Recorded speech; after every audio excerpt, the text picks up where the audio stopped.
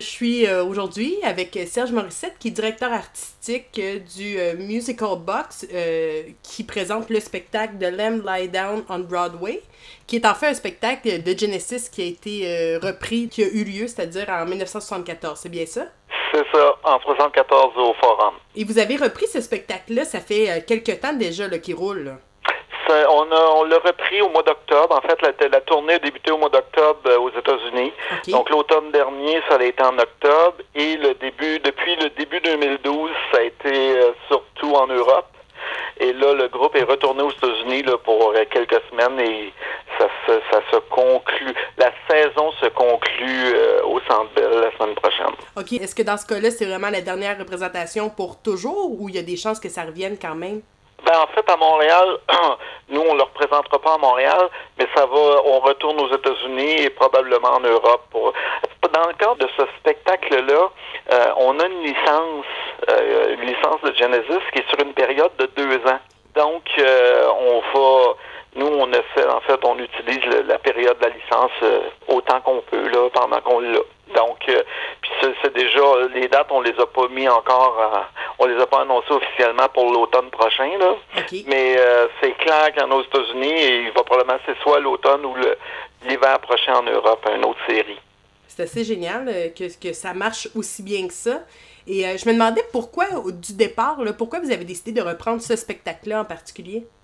En fait, au départ, si on reprend un peu la source de Musical Box, c'était de commémorer un concert anniversaire de Genesis. C'est-à-dire que c'était en 1993, ça fait quand même 18 ans. Là. Oui. Mais le but, c'était de commémorer un concert, l'anniversaire d'un concert qu'il avait fait au Centre sportif, qui avait changé la vie de bien des gens qui avaient vu ce concert-là. Et bon, nous, à l'époque, c'était vraiment, c'était pour un thrill, là. C'était une aventure musicale et visuelle de commémorer cet événement-là en le refaisant. Puis c'était, à l'époque, le concert s'appelait Selling England by the Pound. Okay. C'était un concert de la période où Peter Gabriel était le chanteur. OK, ouais, c'est ça. Et on l'a fait, puis on a été étonnés de voir, même nous, on était étonnés de voir que le spectacle était bon. OK. C'était pas, il demeurait bon, même 20 ans après, donc on a dit, si ça intéressait des gens de Montréal, ça pourrait intéresser des gens de Québec. Donc on est allé, on a grossi comme ça, on a commencé à aller à l'extérieur avec ce spectacle-là, et évidemment, on a vu qu'il y avait encore un bon intérêt des gens pour la période où Peter Gabriel était le chanteur de Genesis. Période moins connue, et il y avait un intérêt. Donc, on a décidé de reconstituer d'autres spectacles de cette période-là. Okay. Et The Lamb Lies Down on Broadway, c'est le dernier spectacle que Peter Gabriel a fait avec Genesis. C'est le dernier en tant que chanteur? Oui, c'est ça. Il a quitté le groupe après. OK, c'est ça. Donc, nous, c'est pour ça que The Lamb Lies Down, c'est un des concerts qu'on a fait. Il y en a 4 qu'on a fait finalement, là. Okay. Mais le but, c'était de reconstituer des concerts de cette période-là. C'est génial. Et comment vous avez eu l'approbation, justement, de Peter Gabriel et Phil Collins par le fait même? Oui, ça a été difficile. C'est que lorsqu'on l'a demandé... OK, dans le cas de Lamb Lies Down on Broadway, il y a une particularité. C'est que c'était à l'époque, c'était un album double qui était une histoire. OK. Et dans ce contexte-là, l'œuvre est protégée par des grands droits. Donc, c'est exactement le même principe qu'une comédie musicale comme Cats ou Le Fantôme de l'Opéra ou quelque chose comme ça. Quelqu'un peut pas faire le spectacle du Fantôme de l'Opéra sans voir la licence du propriétaire. Parce que c'est pas seulement de la musique, il y a une histoire et une mise en scène. Donc, dans le cas de Lamb Lies Down, il y a une histoire, une mise en scène et de la musique, et il y a des grands droits d'enregistrer dessus. Okay. Donc, quelqu'un qui veut le faire a besoin d'obtenir la licence du propriétaire. Pour pas que ça sorte en plagiat, dans le fond. Là. Exactement. Dans ce cas-là, la musique appartient à Genesis, les 5 musiciens originaux, et l'histoire appartient à Peter Gabriel. OK. Donc, il fallait demander cette autorisation-là, cette licence-là, pour pouvoir le faire. Et bon, au début, il voulait pas nous la donner. Il l'avait jamais donné à personne. Il voulait pas nous la donner parce qu'il mentionnait qu'il voulait faire quelque chose avec The Lamb Lies Down lui-même. Il y avait un projet en tête, là. Il y avait un projet avec Real World de le remettre sur scène. Puis là, ben nous, notre point, c'était que ce qu'il allait faire, ça allait être différent. Tandis que nous, on reconstitue le concert. Nous, on fait un documentaire, là. C'était pas pareil. C'est ça. Donc, il avait dit, pour vous répondre, j'aurais besoin de voir quelque chose, écouter, répondre à des questions d'affaires, tout ça. Il nous avait posé des questions. Donc, on a envoyé un petit document vidéo puis on a un document. Et à partir de ce moment-là, ça a complètement viré, là, il nous a supportés. Ah, génial, ça. Quand il a vu... Ça devait être une réponse que vous attendiez et qui a dû être tellement satisfaisante, d'ailleurs. Ça a été... Je me souviens parfaitement bien. Moi, c'était un fax que j'avais reçu. Okay. Et quand j'avais reçu le fax, j'étais tombé en bas de ma chaise parce que il était extrêmement élogieux. Et il avait mentionné quelque chose, moi, qui m'avait bien touché. Il avait dit que ses enfants lui posaient beaucoup de questions sur son passé. Okay. Et que pour lui, la meilleure façon d'y répondre, c'était qu'il vienne voir notre spectacle. Wow! C'était comme wow, puis il avait dit qu'il nous supportait. Ouais. Et même à partir de ce moment-là, ça a pris 1 an avant qu'on ait la licence. Juste pour vous dire comment c'est complexe, là. C'est pas évident parce quand même. que là, c'est qu'il faut que les musiciens s'entendent entre eux. Combien vaut cette licence-là? Il l'avait jamais donnée et il n'avait jamais eu à se poser la question. Donc, ça a été assez lourd, mais on l'a eu. Donc, c'est pour ça qu'on peut le faire. Mais on est chanceux, on a été les seuls, mais on l'a eu. Puis vous avez eu aussi un merveilleux texte qui a été écrit par Phil Collins aussi, oui. qui est assez génial aussi à lire et à...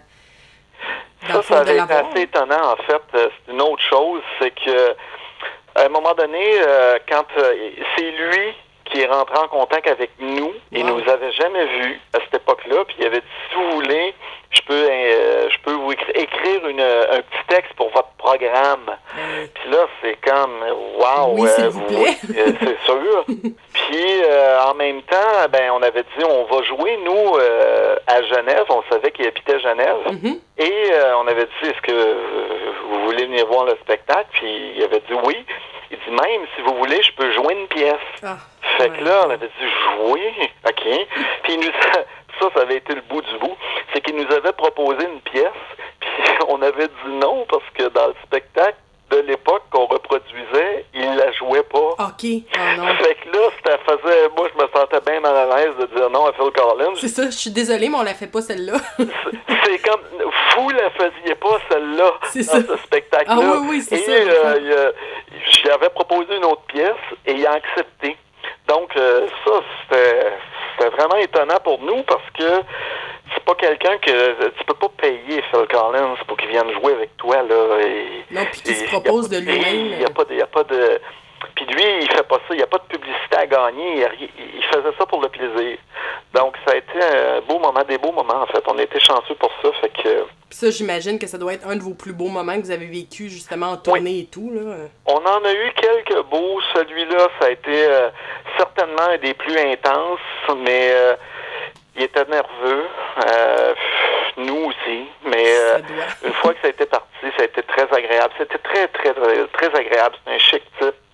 Et c'était amusant parce que ça faisait, à l'époque, Phil Collins était le batteur, il n'était pas le chanteur du groupe. Oui, c'est Gabriel. Ça. Et tout un batteur, d'ailleurs. C'était drôle d'avoir notre chanteur Phil Collins faisait des back vocals à l'époque, et notre chanteur qui se fait répondre par Phil dans une chanson en termes, parce que c'était souvent le cas entre Peter Gabriel et Phil Collins.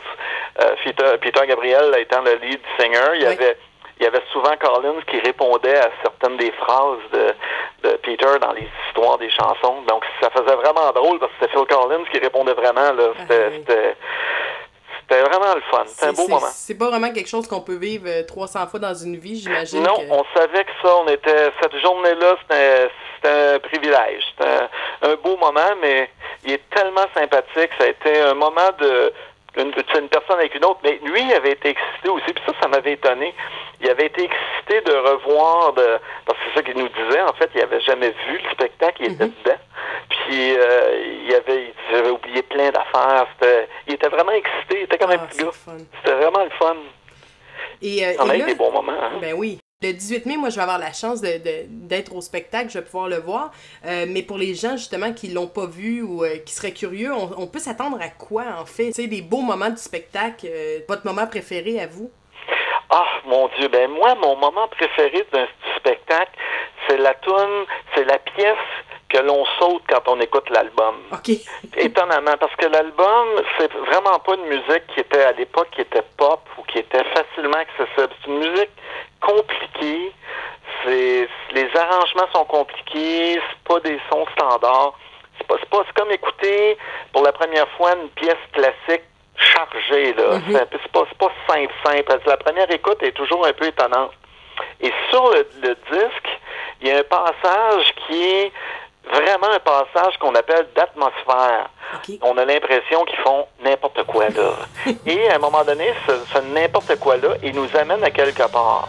Quand on écoute l'album, ça a l'air un peu juste n'importe quoi. N'importe quoi, ouais. Mais visuellement, c'est vraiment bien appuyé et où ça nous amène, moi je trouve que c'est un des moments les plus forts du concert. Là. Puis l'autre chose, c'est qu'on s'y attend pas. Okay, mais ça, vraiment, je trouve que c'est ce que je préfère. Ça s'appelle The Waiting Room, la pièce d'attente.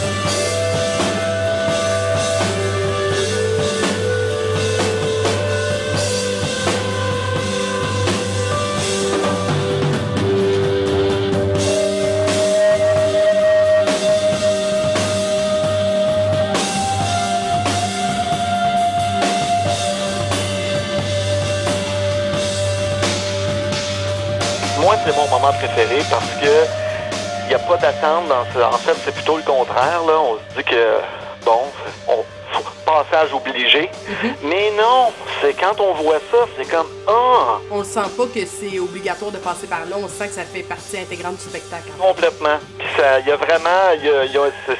c'est extrêmement brillant ce que Peter Gabriel avait pensé, en fait. Et là, ça fait du sens. Tout d'un coup, là, ce qui fait pas nécessairement de sens sur l'album, en fait, quand on le regarde. Et vous réalisez aussi qu'il n'aurait pas pu enlever cette pièce-là, j'imagine.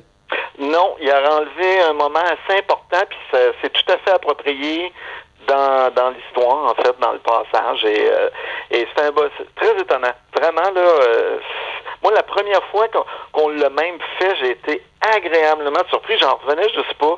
Et beaucoup de gens, après, qui ont vu le spectacle, nous amenaient le commentaire. C'est comme Waiting Room, très étonnant. Fait que ça, c'est mon moment préféré à moi.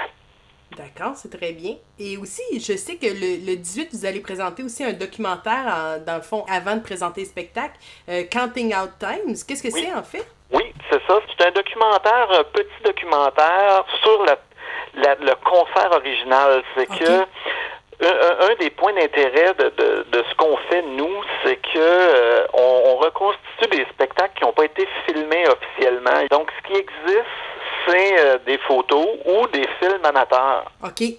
Donc, c'est pas évident à trouver, c'est pas... Et souvent, quand on dit que nous, ce qu'on fait, c'est une reproduction fidèle, il y a à peu près juste nous qui peut le dire, parce qu'il n'y en a pas de documentation qui existe. Non, c'est ça. Donc, on s'est dit, cette fois-là, au lieu de faire une première partie conventionnelle, qu'on pourrait montrer une partie de ces documents-là, et on pourrait montrer aussi des entrevues avec des gens qui ont participé à la tournée originale et qui nous ont aidés à la remonter en réalité. Des gens qu'on n'entend pas, là.